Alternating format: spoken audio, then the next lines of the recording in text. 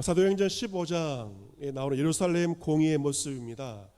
이 사도행전은 교회 생활의 교과서입니다. 우리가 어떻게 교회 생활을 해야 할지 좋은 우리에게 교훈을 사도행전이 주고 있는데, 15장 나오는 예루살렘 공의회는 교회가 하였던 첫 번째 회의였습니다. 교회에는 회의가 있지 않습니까? 당회도 있고 재직회의 있고 공동의회도 있고 부서에 여러 가지 원례가 있는데, 우리 어떻게 회의를 할 것인가, 그 좋은 팁을 예루살렘 공의회가 주고 있고, 비단 회의만이 아니라 우리 어떻게 신앙생활하고 교회생활을 할 것인가에 대한 교훈을 주고 있습니다. 이 회의가 왜 시작이 되었나요? 이유는 바로 성도들 가운데 다툼이 있었고, 그리고 논쟁이 있었고, 변론 때문에 그 회의가 시작되었습니다. 여러분, 현실 우리의 삶 가운데 가정에서도, 그리고 교회에서도, 직장에서도 우리는 살아가면서 다툴 수밖에 없는 현실, 논쟁과 변론 가운데 우리가 살게 됩니다. 그런데 이 본문의 말씀은 그 회의가 어떻게 마무리되었는가, 물론 다툼도 있고 논쟁과 변론이 있지만 그래서 어떻게 마무리되고 해결되었는지를 사도행전 15장의 예루살렘 공의회가 보여주고 있습니다. 예루살렘 공의회를 살펴본 것처럼 잘 마쳤어요. 그 회의 중간에는 굉장한 어려움이 있었지만 그 회의가 잘 마쳤는데, 이 회의는 크게 두 개의 승리를 거두었다 말할 수가 있습니다. 하나는 진리의 승리이며 하나는 사랑의 승리였습니다. 같이 보겠습니다. 진리와 사랑의 패배. 진리와 사랑의 무엇이라고요? 승리입니다. 여러분, 진리와 사랑이 있으면 패배할 수가 없습니다. 왜 패배하는가? 진리와 사랑이 없으니 패배하죠. 하지만 다툼과 논쟁과 변론이 있었지만 두 가지를 붙들었을 때, 첫 번째 무엇이라고요? 진리. 두 번째는 무엇입니까? 사랑. 이것을 붙들었을 때 승리하고 공의의 회의가 잘 마치게 되었던 것을 보게 됩니다. 첫 번째 진리의 승리가 무엇을 의미하나요? 복음의 승리죠. 오직 주 예수의 은혜로 구원받습니다. 타협하지 않는 복음의 진리를 지켰기 때문에 첫 번째는 진리의 승리였습니다.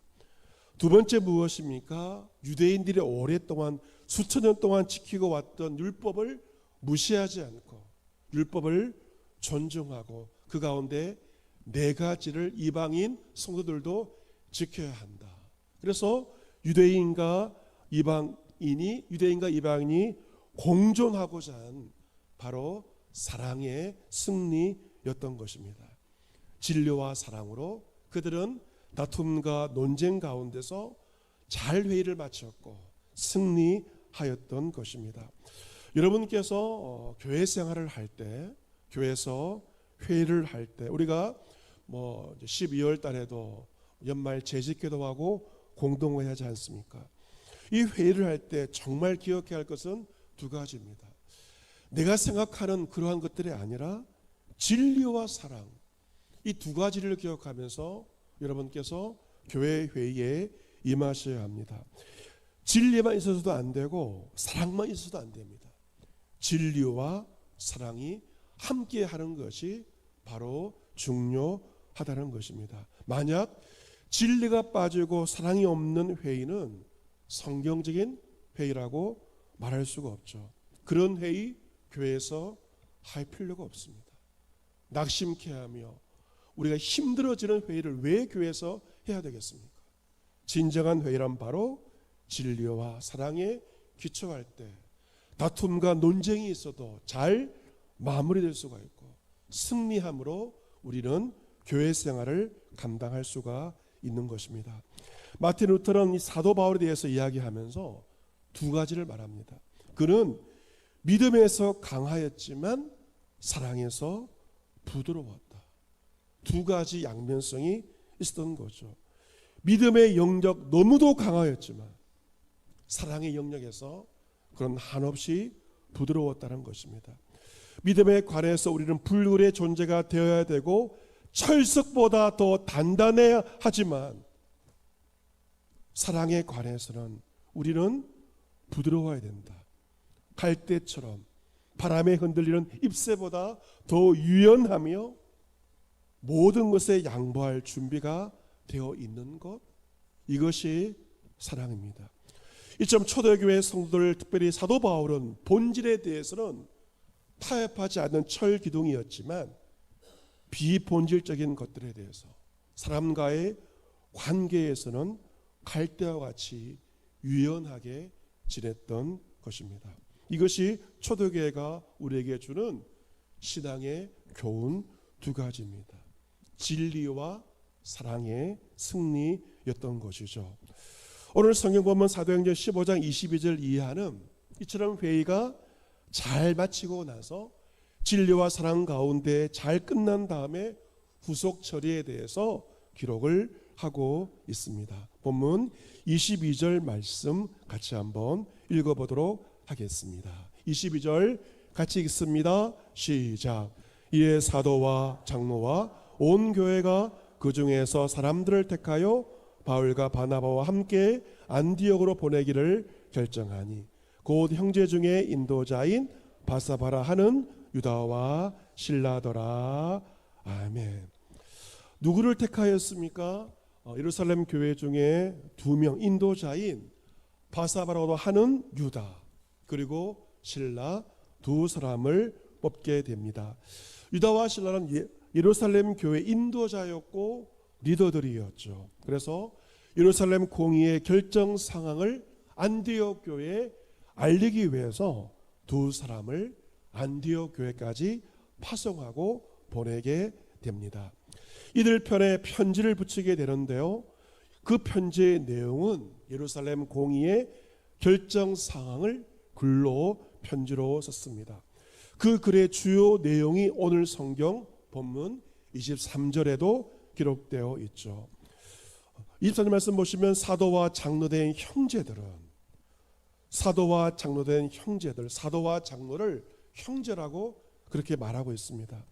안디옥과 수리아와 길리기아에 있는 이방인 역시 형제들에게 문안하는데 24절에 보시면 우리가 들은즉 우리 가운데서 어떤 사람들이 우리 지시도 없이 나가서 말로 너희를 괴롭게 하고 마음을 혼란하게 하였다는 것을 우리가 들었다라고 말합니다. 우리 가운데 어떤 사람들이 안디옥 교회에서 무슨 일을 하였습니까? 그들은 위대로부터 내려와서 안디옥 교회 형제들에게 말하기를 모세의 법대로 할례 받지 아니하면 구원받지 못한다. 믿음만으로는 부족하다. 할례를 받아야만 이방인들이 구원받는다라고 말하였습니다. 그 말로 말미암아 이방인 성도들은 괴롭게 되었고 그들의 마음이 혼란스럽게 되었던 것입니다.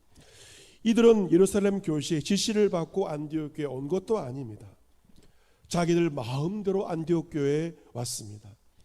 진리가 아닌 말로 성도들을 괴롭게 하고 성도의 마음을 혼란스럽게 하였습니다.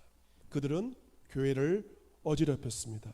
그들의 말로 교회를 혼란스럽게 만든 것입니다. 여러분, 우리가 교회 생활을 하다 보면 누군가가 교회에서 문제를 일으키죠. 문제를 일으키로 말미암아 성도들을 괴롭게 하고 성도들의 마음을 혼란하게 할 때가 있습니다. 이것이 교회의 현실입니다. 누군가는 말로 교회를 혼란스럽게 하면 누군가는 그 말로 일으킨 교회의 문제를 수습할 수밖에 없는 것이죠. 그래서 그 문제를 수습하기 위해서 예루살렘 교회가 두 사람을 보낸 것입니다. 누구와 누구입니까? 유다와 실라를 안디옥 교회 해결자로 수습하는 사람으로서 보내게 된 것입니다. 그러면서 편지의 내용을 보면 25절에 사람을 택하였다. 유다와 실라를 택하였다는 말이죠. 사람을 택하여 우리 주 예수 그리스도 이름을 위하여 생명을 아끼지 않냐는 자인 우리가 사랑하는 바나바와 바울과 함께 너에게 보내기를 만장일치로 결정하였노라. 여러분, 안디옥 교회 담임 목사로서 제1차 선교 여행을 다녀온 바나바와 바울에 대해서 예루살렘 교회가 어떻게 말하고 있습니까? 이 바나바와 바울은 주 예수 그리스도의 이름을 위하여 무엇을 아끼지 않는다? 생명을 아끼지 아니하는 자이다. 바울과 바나바는 예수 그리스도 이름을 위하여 목숨을 걸고 주님의 사역을 감당하였던 자임을 말하고 있습니다. 또한 바울과 바나바는 우리가 어떻게 하는 자? 사랑하는 자라고 표현을 하고 있습니다. 여러분, 이 편지를 바울과 바나바도 읽었을 것인데 이 표현을 보고 바울과 바나바가 얼마나 기뻐했을까요? 안디옥 교회를 목회하는 것도 어려웠을 것이고 1차 선교 여행 다니는 것도 힘이 들었을 것인데 누군가가 자신들을 알아주는 이 말을, 이 편지를 듣고 정말 바나바 목사님과 바울 목사님은 너무나도 기뻤을 것이고 위로가 되었을 것입니다. 왜냐하면 자신들을 알아주었기 때문에, 그것을 또한 표현해 주었기 때문에. 당신들은 그리스도를 위해 목숨을 아끼지 않는 분들입니다. 우리는 당신을 사랑합니다. 이 표현을 듣고 읽고 정말 바울과 바나바는 기뻤을 것이고 힘이 났을 것입니다. 여러분, 선교 사역도 목숨 걸고 하는 것이라고 하지만 목회도 목숨을 걸고 하는 것입니다. 정말 목회가 해보시면 압니다. 목회가 정말 쉽지가 않습니다. 그 목회자를 향해 여러분 할 것은 무엇인가? 오늘 본문처럼 알아주는 겁니다. 목사님, 그리스도를 위하여 사역하는 목회자와 그를 위해 동력하는 사모를 귀하게 여기고 인정하고 그 사랑을 표현할 때 목회자는 그 힘든 주님의 일이지만 기쁨 가운데 그 일을 감당할 수가 있는 것입니다. 또 목회를 돕기 위해 헌신하는 당회원들의 수고, 장로니까 당연하지가 아닙니다. 얼마나 수고가 많은지 모릅니다. 역시 그 수고를 당연하게 여기지 않고 알아주는 겁니다. 장로님 수고 많으시지요. 여러분 새벽기도 일주일에 한 번도 못 나오잖아요. 매일 새벽기도 하면서 본인의 일을 감당하면서 교회 사역을 감당하는 장로 얼마나 수고 많습니까? 그 수고를 알아주고 그리고 사랑합니다, 존경합니다 표현할 때 장로님들은 또 힘을 내어서 주님의 교회의 사역을 감당할 수가 있을 것입니다. 쑥스럽지만 한 가지 미션을 여러분께 드리겠습니다. 말씀은 실천해야 되지 않습니까? 오늘 예배 마치고 나갈 때 저와 제 아내와 당회원들 만날 때 소가 닭 보듯이 하고 하지 마세요. 만나시면 우리의 입술은 사랑을 표현하기 위해 있는 겁니다. 만나시면 인사하시고 수고 많습니다, 사랑합니다 그 말로 한번 오늘 말씀처럼 한번 표현해 보시고 가시면 참 좋겠습니다. 예루살렘 공의회는 두 사람 유다와 실라를 바나바 바울과 함께 보내기를 만장일치로 결정하였다고 말하고 있습니다. 예루살렘 공의회는 투표하지 않았어요. 찬반으로 나누어지지 않고요, 만장일치로 결정되었습니다. 이것이 왜 가능할까요? 복음의 정신으로 두 가지였죠. 진리와 무엇으로? 사랑으로 회의를 하였기에 만장일치로 모두가 동의하는 가운데 회의를 마치게 되었습니다. 그리고 그 회의의 결과가 28절에 나와 있는데요, 회의 결과를 말하면서 28절 말씀 우리 같이 한번 28절과 29절 말씀 같이 읽어보겠습니다. 시작. 성령과 우리는 이 요긴한 것들 외에는 아무 짐도 너희에게 지우지 아니하는 것이 옳은 줄 알았노니 우상의 제물과 피와 목매어 죽인 것과 음행을 멀리할지니라. 이에 스스로 삼가면 잘되리라. 평안함을 원하노라 하였더라. 아멘. 회의 일과를 말하면서 맨 처음에 어떤 단어가 있나요? 무엇과 무엇은 성령과 우리는 기록되어 있죠. 이 말씀은 그 회의를 누가 주관하셨다는 것입니까? 성령께서 그 회의를 주관하셨다는 것입니다. 교회들이 모여서 노회를 이루고 노회가 모여서 총회를 이룹니다. 우리는 대한예수장로회 울산노회에 소속되어 있는 지교회인데요.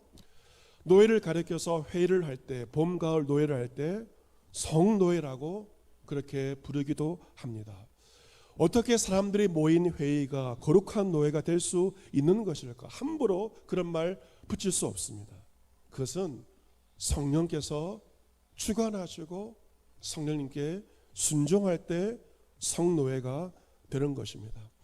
성령의 인도하심에 따르지 않는다면 그것은 결코 성노회가 될 수 없는 것이죠.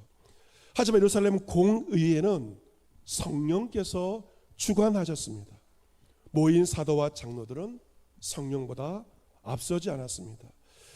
그 회의에 참석한 모든 사도들과 장로들은 그들의 생각으로 한 것이 아니라 성령의 인도하심에 한마음 한뜻으로 순종하였기에, 그러기에 그 회의의 결정 내용을 밝히면서 자신 있게 성령과 우리는 이라고 맨 먼저 말할 수 있었던 것입니다. 무엇을 말하죠? 성령과 우리는 이 욕이란 것들 외에 아무 짐도 너에게 지우지 아니하는 것이 옳은 줄 알았노니 우상의 제물, 피, 목매어 죽인 것, 음행, 이 네 가지를 멀리 할지니라. 이방인들과 유대인들과의 공존을 위해서 네 가지를 이방인들에게 요구하고 있습니다. 이 네 가지 외에 이방인들에게 아무 짐도 지우지 않겠다. 우상의 제물, 피 목매어 죽인 것, 음행, 이 네 가지를 삼가면 너희가 잘 될 것이다 라고 평안을 전하면서 편지를 마무리하고 있습니다. 이제 그들은 작별하고 안디옥에 내려가서 안디옥 교회 성도를 다 모은 다음에 이 편지를 전하게 됩니다. 안디옥 교회 성도들이 이 편지를 읽고 그 위로한 말을 기뻐하였다라고 본문에 기록되어 있습니다. 오늘 설교의 제목은 그 위로한 말을 기뻐하더라입니다. 같이 보겠습니다. 그 위로한 말을 슬퍼하더라. 어떻게 하더라? 기뻐하더라. 그 위로한 말을 어떻게 하더라? 기뻐하더라. 그 편지의 내용이 안디옥 교회 성도들을 위로하였고 그 위로가 그들에게 무엇을 주었다? 기쁨을 주게 된 것입니다. 여러분, 예루살렘 공의의 결정은 사람의 생각이 아니라 진리와 사랑의 복음 가운데 결정이 되었기 때문에 안디옥 교회의 모든 성도들에게 위로가 되었고 큰 기쁨이 되었던 것입니다. 여러분, 위로가 필요한 시대 아닙니까? 위로란 누군가의 말에 그렇구나 라고 하면서 공감만 하는 것으로 그쳐서는 안 됩니다. 진정한 위로란 진리와 사랑 가운데 모든 것이 이루어질 때 그것이 참된 위로가 될 수 있는 것입니다. 이 시대에 값싼 위로만 난무합니다. 하지만 우리가 진리와 사랑 가운데 거할 때 우리는 참된 위로자로 누군가를 진정으로 위로할 수 있을 것입니다. 또한 유다와 실라는 여러 말로 형제를 건면하여서 어떻게 하였습니까? 마음을 굳게 하였던 것입니다. 여러분, 예루살렘 공의회 전에 유대에서 어떤 이들의 말 때문에 안디옥 교회 성도들에게는 혼란이 있었고 그리고 괴로움이 있었습니다. 하지만 예루살렘 교회에서 보낸 두 사람 유다와 실라의 말을 통하여 혼란과 괴로움 가운데 있던 안디옥 교회 성도들은 마음을 잡게 되었고 그리고 마음을 굳건하게 하게 되었던 것입니다. 참 귀한 일을 유다와 실라가 안디옥 교회에서 하였던 것이죠. 그리고 유다와 실라는 얼마 동안 있다가 평안히 가라 전송을 형제들에게 받고 자기를 보낸 예루살렘 교회로 돌아가게 된 것입니다. 유다와 실라 안디옥 교회에 와서 어려웠던 교회를 평안하게 만들었고 분쟁이 있었던 교회를 하나 되게 하고 사명을 감당하고 다시 모교회 예루살렘 교회로 돌아가게 되었던 것입니다. 그리고 35절에 바울과 바나바가 안디옥에서 유하면서 수다한 다른 사람들과 함께 주의 말씀을 가르치며 전파하였다라고 기록되어 있습니다. 바울과 바나바 자신의 학식과 견해를 가르친 것이 아닙니다. 주의 말씀을 가르쳤고 주의 말씀을 전파하였는데요. 이 전파하였다 원문의 뜻은 복음화하였다 하는 뜻을 가지고 있습니다. 이 복음화하였다는 것은 말씀으로 복음으로 변화되었다, 바뀌어졌다, 그러한 뜻입니다. 여러분 이렇게 질문해 볼까요? 여러분 주의 말씀을 복음을 잘 아십니까? 라고 묻는다면 여러분은 예스라고 답을 할 것입니다. 하지만 그 복음대로 말씀대로 살고 있습니까? 라고 묻는다면 우리는 감히 답을 하지 못할 것입니다. 그런데 바울과 바나바를 통하여 안디옥 교회 성도들은 말씀이 그들의 삶이 되었고 복음이 그들의 삶이 되었습니다. 머리만 커진 그리스도인이 아니라 입술이 바뀌게 되었고 가슴이 바뀌어지게 되었고 그들의 행동이 바뀌어지는 말씀을 실천하는 복음대로 살아가는 그리스도인이 되었던 것입니다. 사랑하는 성도 여러분, 2000년 전 안디옥 교회에 4가지 부류의 말이 있었음을 보게 됩니다. 첫 번째 말, 유대에서 어떤 사람들의 말이었죠. 복음이 아닌 할례를 받아야 구원받는다. 그러한 진리가 아닌 말로 사람들을 괴롭게 하는 말을 하였고 사람들을 혼란스럽게 하는 말들을 그들을 하였던 것입니다. 두 번째 누구의 말입니까? 유다의 말과 신라의 말이죠. 교회와 성도들을 든든하게 세우는 말이었습니다. 세 번째 예루살렘 공의의 편지의 내용은 안디옥 교회 성도들을 위로하고 기쁨을 주는 말이었습니다. 네 번째 바울의 말은 주의 말씀이었고 주의 말씀은 그들의 삶을 완전히 바꾸어 놓았던 것입니다. 여러분은 지난 한 주 세상을 살아가면서 가정에서 교회에서 이 4가지 말 가운데 어떤 말들을 하면서 한 주간을 살았습니까? 남을 괴롭게 하고 남을 혼란스럽게 하는 그런 말들을 하면서 한 주간을 살지는 않았습니까? 정말 누군가를 위로하며 기쁨 주는 말을 단 한 번이라도 하면서 여러분은 살았습니까? 교회를 든든하게 하는 말을 하며 여러분 교회 생활을 하고 있습니까? 누군가가 여러분에게 괴롭게 하고 힘들게 하는 말을 하여도 여러분은 오히려 위로의 말을 하셔야 됩니다. 왜냐하면 그 위로가 가정과 교회 공동체를 든든하게 세웁니다. 평안케 합니다. 그리고 우리 공동체를 하나 되게 만들기 때문에 그렇습니다. 고린도후서 2장에서 사도 바울은 우리의 미션을 말하고 있죠. 그리스도의 향기라고 우리의 미션을 말하고 있습니다. 우리는 구원받는 자들에게나 망하는 자들에게나 하나님 앞에서 그리스도의 향기니 이 사람에게는 사망으로부터 사망이 이르는 냄새요, 저 사람에게는 생명으로부터 생명이 이르는 냄새라. 누가 이 일을 감당하리요? 우리는 수많은 사람들처럼 하나님 말씀을 혼잡하게 하지 아니하고 그 순전함으로 하나님께 받은 것 같이 하나님 앞에서와 그리스도 안에서 말하노라. 냄새에 대해서 말하고 있습니다. 여러분, 이 사람이 살아가면서 좋은 냄새를 이제 이렇게 표하면서 냄새를 내면서 살아야 되는데, 오늘 목사님의 말을 들어보니까 미국에서의 일인데요, 미국에서 은퇴자들 이야기를 들어보면 냄새가 많이 난다고 합니다. 이 사람이 나이가 들면 나는 냄새도 있지만 왜 은퇴자들한테 냄새가 많이 나는가? 남편이 은퇴하면요, 아내들이 남편의 빨래를 해주지 않는다고 합니다.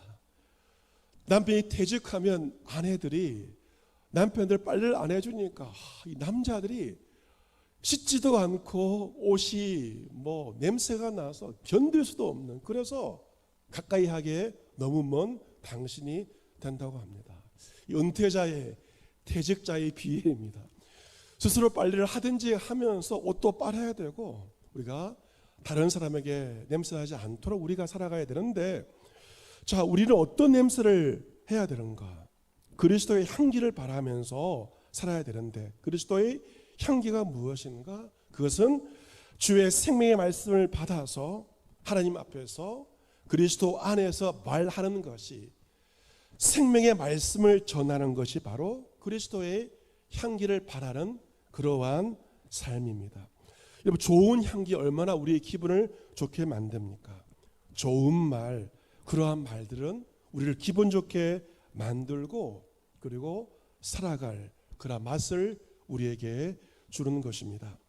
이 강연계의 BTS로 알려진 분이 있는데요, 김창옥 씨. 여러분 잘 아시죠?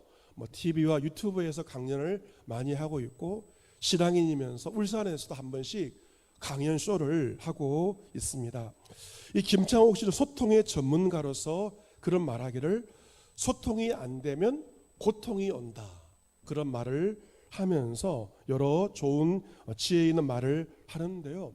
여러분, 이 관계가 좋은 사람의 특징을 말할 때 그는 애칭을 듭니다.